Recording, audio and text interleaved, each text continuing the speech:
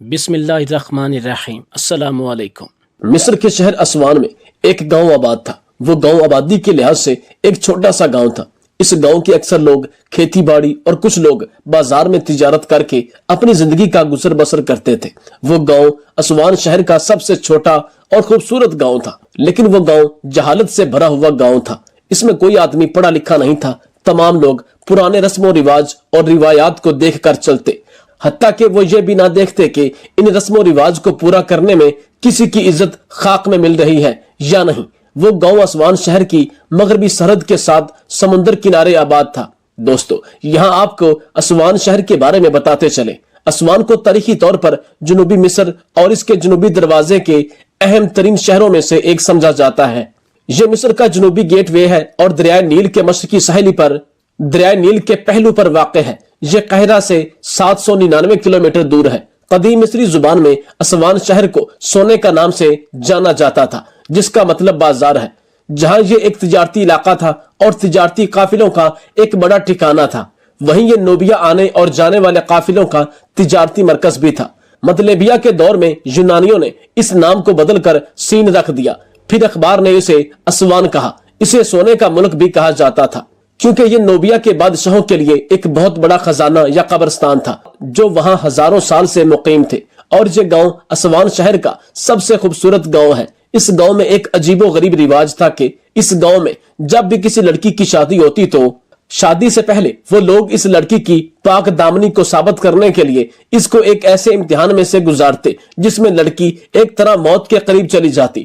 اصل میں ان گاؤں والوں کا لڑکی کی پاک دامنی کو ثابت کرنے کے لیے ان کے پاس ایک ایسا حجرہ تھا جس میں اس لڑکی کو شادی سے پہلے 10 دنوں کے لیے بٹھا دیا جاتا، اور ان کو کسی بزرگ نے یہ وصیت کی تھی کہ 10 دن اس حجرے میں بٹھانے کے بعد اگر لڑکی صحت مند باہر آ جائے تو سمجھو کہ وہ پاک دامن ہے، اور اگر 10 دنوں کے بعد وہ لڑکی کمزور اور بیمار ہو کر واپس آئے تو یہ سمجھو کہ وہ لڑکی پاک دامن نہیں ہے۔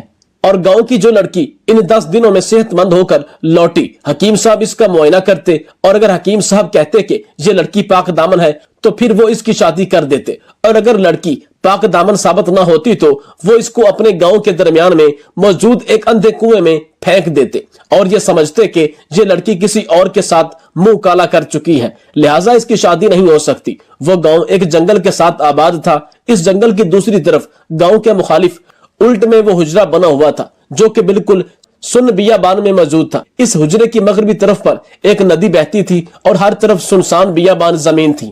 پہلے تو اس گاؤں کے لوگ ڈر سے اپنی بیٹیوں کی شادی نہیں کرتے تھے، لیکن اس گاؤں کا چودھری بہت ظالم اور سخت دل تھا۔ وہ کہتا تھا کہ جو ماں باپ اپنی نوجوان بیٹیوں کی شادی نہیں کریں گے، ان کی بیٹیوں کو اٹھا کر اس اندھے کنویں میں پھینک دیا جائے گا، کیونکہ شادی نہ کرنے سے یہی ثابت ہوتا ہے کہ وہ لڑکیاں پاک دامن نہیں۔ اور اس لیے چودھری کے ڈر سے جب وہ لوگ مجبوری میں آ کر اپنی بیٹی کو رخصت کرنے کا سوچتے تو ان کی بیٹیوں کو ایک ایسے امتحان سے گزرنا پڑتا جو کہ ان کو موت کے قریب لے جاتا۔ جب بھی کسی لڑکی کی شادی ہوتی تو اس سے پہلے وہ ایک قیامت سے گزرتی۔ وہ لڑکی چیختی چلاتی رہتی، لیکن گاؤں والے مجبوری میں آ کر چودھری صاحب کے کہنے پر اس لڑکی کو جا کر حجرے میں بٹھا دیتے اور حجرے کا دروازہ بند کر کے باہر سے تالا لگا دیتے، اور ان 10 دنوں میں اس حجرے کے میلوں دور کوئی بھی قریب نہ جاتا۔ 10 دنوں کے بعد اس لڑکی کے ماں باپ جا کر اس حجرے سے اپنی بیٹی کو لے آتے، اور اس کے بعد چودھری صاحب کے رکھے ہوئے حکیم صاحب اس کا معائنہ کرتے، اور جب حکیم صاحب کہتا کہ یہ لڑکی کمزور نہیں ہوئی تو گاؤں والے اس کو پاک دامن کہتے، اور جو لڑکی کمزور یا ان 10 دنوں میں بیمار ہو جاتی تو گاؤں والے اس کو بد چلن کہہ کر اس اندھے کنویں میں پھینک دیتے۔ لیکن اس حجرے میں چھپا موجود کیا راز تھا؟ آخر اس حجرے میں لڑکی کو 10 دن بٹھانے سے اس کی پاک دامنی کیسے ثابت ہوتی؟ اس کے پیچھے بہت بڑا راز تھا جو کہ وہ گاؤں والے نہیں جانتے تھے۔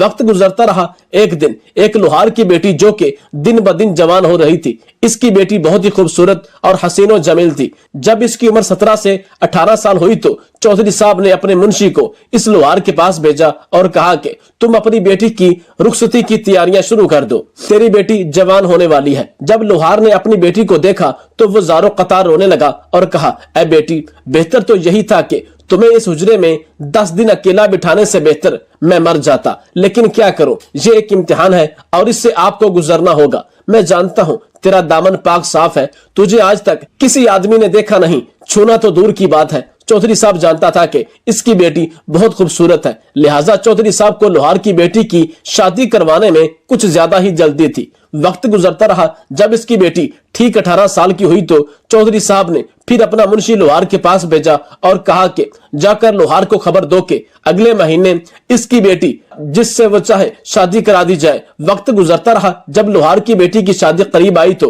वो बड़ा ही परेशान हुआ और सोचते सोचते उसे एक रात अपने खेमे में नींद आ गई। नींद में वो ख्वाब में सुल्तान सलाहुद्दीन अय्यूबी रहमतुल्लाह अलैह को अपनी तरफ बुलाते हुए देखता है, लेकिन वो लोहार उठने की कोशिश करता है, लेकिन नींद की वजह से वो उठ नहीं सकता। इसी खौफ में इस लोहार की आंख खुल जाती है और जब वो बेदार होता है तो उसे ये पता चलता है कि मैं तो अपनी झोपड़ी में मौजूद हूँ। वो बड़ा हैरान हो जाता है कि आखिर सुल्तान सलाहुद्दीन अय्यूबी रहमतुल्लाह अलैह मुझे क्यों बुला रहे हैं। फिर इसके दिल में यह ख्याल आता है कि वो हो सकता है कि सुल्तान सलाहुद्दीन अय्यूबी रहमतुल्लाह अलैह मुझे अपनी बेटी को बचाने के लिए बुला रहे हों। ये सुनकर वो लोहार सुबह होते ही अपने गधे पर सवार हुआ और इसने सुल्तान सलाहुद्दीन अय्यूबी रहमतुल्लाह अलैह के महल की तरफ सफर शुरू कर दिया। इसकी बेटी की शादी में 20 दिन रहते थे। लोहार को सुल्तान सलाहुद्दीन अय्यूबी रहमतुल्लाह अलैह तक पहुंचते पहुंचते 6 से 7 दिन लग चुके थे, क्योंकि वो बेचारा गरीब गधे पर सवार था। रास्ते में मुश्किलात की वजह से इसको सफर में दुगना वक्त लग गया। उधर वो सोचता कि अगर मैं वक्त पर अपने घर ना पहुंच सका तो गांव वाले मेरी बेटी को इस हुजरे में बिठा देंगे और मेरी बेटी बहुत मासूम है, इसने कभी एक कमरे में रात नहीं गुजारी, तो वो इस हुजरे में 10 दिन अकेले कैसे गुजारेगी। अक्सर गांव वाले जानते थे कि ये लड़कियों पर जुल्म होता है, लेकिन इस चौधरी की वजह से और इस बुजुर्ग की गई वसीयत की वजह से इन लोगों को अपनी लड़कियों को पाक दामनी साबित करने के लिए इस हुजरे में बिठाना पड़ता। दोस्तों, ये वाकया अपनी तारीख और अपनी नौयत का बहुत ही अनोखा और दिलचस्प वाकया है, लेकिन इस वाकये का नतीजा बड़ा ही अनोखा निकलने वाला है। 7 दिनों के सफर के बाद वो बूढ़ा बुजुर्ग सुल्तान सलाहुद्दीन अय्यूबी रहमतुल्लाह अलैह के महल के दरवाजे पर पहुंचा तो संतरी ने इसको गधे पर देखकर दूर से रोक लिया और कहा, तुम कहां जा रहे हो। तो इसने कहा कि मैंने सुल्तान सलाहुद्दीन अय्यूबी रहमतुल्लाह अलैह के हुक्म पर इससे मिलने के लिए आ रहा हूं। यह सुनकर संतरी ने कहा, बूढ़े, सुल्तान और तुम्हें बुलाने के लिए क्या कहेगा, अपनी औकात तो देखो। इस बूढ़े बुजुर्ग को बड़ा अफसोस हुआ और कहा, अगर मैं सुल्तान को ना मिल सका तो फिर क्या होगा। इतने में बूढ़ा लोहार गधे से नीचे उतरा और जमीन पर लेटना शुरू कर दिया।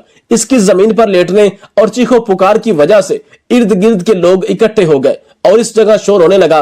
तो इतने में सुल्तान सलाहुद्दीन अय्यूबी रहमतुल्लाह अलैह ने अपने सिपाहियों से पूछा कि बाहर शोर क्यों है। तो एक सिपाही ने बताया, हुजूर, एक आदमी गधे पर सवार दरवाजे पर आया है और कहता है कि मुझे सुल्तान ने बुलाया है, और चौंके हम जानते हैं कि वो झूठ बोल रहा है, लिहाजा हमने उसे वापस जाने का कह दिया। ये सुनकर सुल्तान सलाहुद्दीन अय्यूबी रहमतुल्लाह अलैह ने कहा, इसको अंदर आने दो। सिपाही हैरान हो गए और इस लोहार को लेकर सुल्तान सलाहुद्दीन अय्यूबी रहमतुल्लाह अलैह के पास गधे के साथ हाजिर कर दिया। सुल्तान सलाहुद्दीन अय्यूबी रहमतुल्लाह अलैह ने इसको मशरूब पिलाने का हुक्म दिया। मशरूब पिलाने के बाद सुल्तान ने इस बूढ़े बुजुर्ग को कहा, मैंने तुम्हें अपने ख्वाब में परेशानी की हालत में देखा, लेकिन मैं नहीं जानता तेरी परेशानी की वजह क्या है। ये सुनकर वह बूढ़ा बुजुर्ग भी बड़ा हैरान हो गया कि यह ख्वाब सिर्फ मैंने नहीं देखा था, बल्कि वही ख्वाब सुल्तान ने भी देखा था। वो बूढ़ा बुजुर्ग रोने लगा और सुल्तान सलाहुद्दीन अय्यूबी रहमतुल्लाह अलैह को सारा वाकया तफसील से सुनाया और कहा कि किस तरह हमारे गांव वाले शादी से 10 दिन पहले लड़की को हुजरे में बिठाते हैं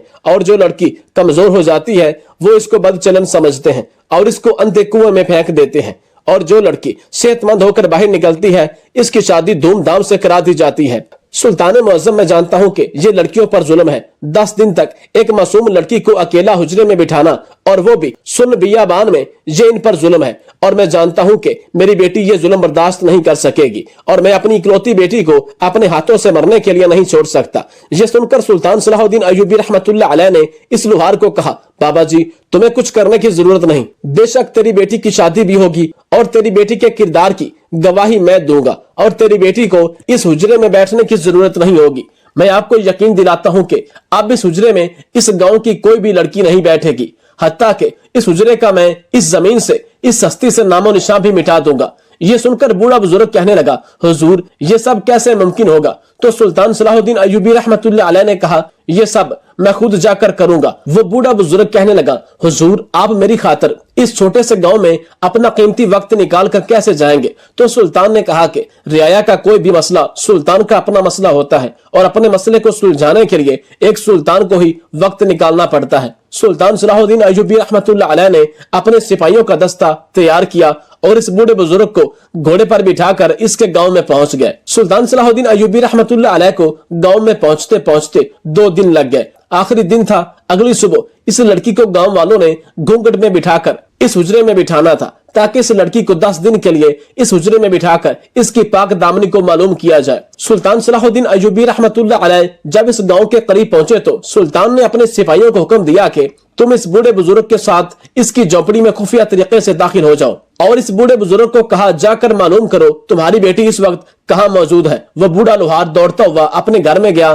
تو اس کی بیٹی اپنے کمرے میں دلہن کے لباس میں گھونگھٹ پہنے بیٹھی ہوئی تھی اور بری طرح رو رہی تھی۔ وہ بوڑھا بزرگ اسی وقت سلطان کے پاس آیا اور جا کر بتایا، حضور میری بیٹی فلاں جگہ پر دلہن کے لباس میں تیار بیٹھی ہے، تھوڑی دیر میں چودھری صاحب کے آدمی اس کو لے کر اس حجرے کی طرف روانہ ہو جائیں گے۔ سلطان صلاح الدین ایوبی رحمۃ اللہ علیہ نے اسی وقت اپنا لباس تبدیل کیا اور جا کر اس بوڑھے بزرگ کی بیٹی کی جگہ گھونگھٹ میں بیٹھ گئے اور اس کی بیٹی کو کہا کہ اس بات کی خبر کسی کو نہ لگے کہ تمہاری جگہ اس حجرے میں بیٹھنے کے لیے میں بیٹھ گیا ہوں۔ یہ سن کر وہ لڑکی بڑی خوش ہو گئی۔ سلطان صلاح الدین ایوبی رحمۃ اللہ علیہ اب اس لڑکی کی جگہ حجرے میں ان لوگوں کے ساتھ چل پڑے۔ چودھری کے آدمی کو پتہ نہیں چلا کہ اس گھونگھٹ میں اس کمار کی بیٹی یا اور کوئی وہ ڈولی لے کر اس حجرے میں پہنچ گئے۔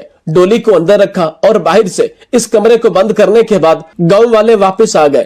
تھوڑی دیر گزری، سلطان صلاح الدین ایوبی رحمۃ اللہ علیہ نے محسوس کیا کہ اس حجرے نما کمرے میں کوئی چیز موجود ہے۔ تھوڑی دیر گزری، اتنے میں ایک بھاری آواز سنائی دی۔ سلطان جان چکے تھے کہ یہ آواز کسی جن یا کسی شیطان کی نہیں بلکہ یہ کسی بڑے آدمی کی ہے۔ اتنے میں اس آدمی نے سلطان کے چہرے پر گھونگھٹ اتارا تو سلطان صلاح الدین ایوبی رحمۃ اللہ علیہ نے اپنا خنجر نکالا اور اس آدمی کے سینے میں گھونپ دیا۔ سلطان صلاح الدین ایوبی رحمۃ اللہ علیہ نے اس سے پوچھا کہ تم کون ہو؟ تو اس نے کہا کہ میں اس گاؤں کا چودھری ہوں۔ سلطان صلاح الدین ایوبی رحمۃ اللہ علیہ سارا کھیل سمجھ چکے تھے، کیونکہ سلطان کو پتا چل چکا تھا کہ وہ چودھری ہی نوجوان لڑکیوں کو اس حجرے میں بٹھاتا ہے، اور جب گاؤں والے حجرے میں لڑکی کو بٹھا کر چلے جاتے ہیں تو یہ خفیہ راستے سے اس حجرے میں آتا ہے اور ان لڑکیوں کو ہوس کا نشانہ بناتا ہے، اور 10 دن تک لڑکیوں کو ہوس کا نشانہ بنانے کے بعد ان کی شادی کروا دیتا ہے۔ سلطان صلاح الدین ایوبی رحمۃ اللہ علیہ نے اس آدمی کو پکڑا، حجرے کا دروازہ توڑا اور اس کو اپنے گھوڑے پر گھسیٹتے ہوئے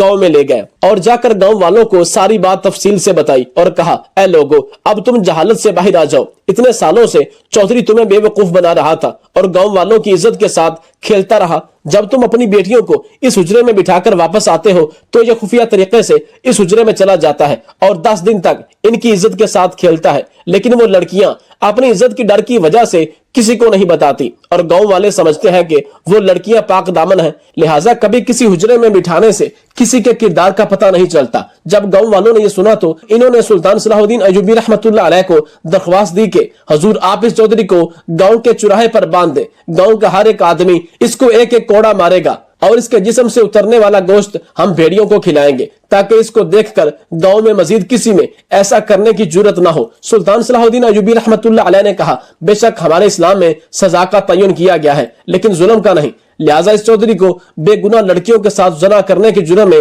اس کو کل صبح گاؤں کے چوراہے پر سنگسار کیا جائے گا۔ اگلی صبح سلطان صلاح الدین ایوبی رحمۃ اللہ علیہ نے اس چودھری کو گاؤں کے چوراہے پر سنگسار کر دیا اور اس کے جتنے بھی آدمی تھے ان کو پکڑ کر زندان میں ڈال دیا۔ اور اسی طرح سلطان صلاح الدین ایوبی رحمۃ اللہ علیہ نے اپنی عقل مندی اور بہادری سے ان گاؤں والوں کو اتنی بڑی مشکل سے نکال دیا۔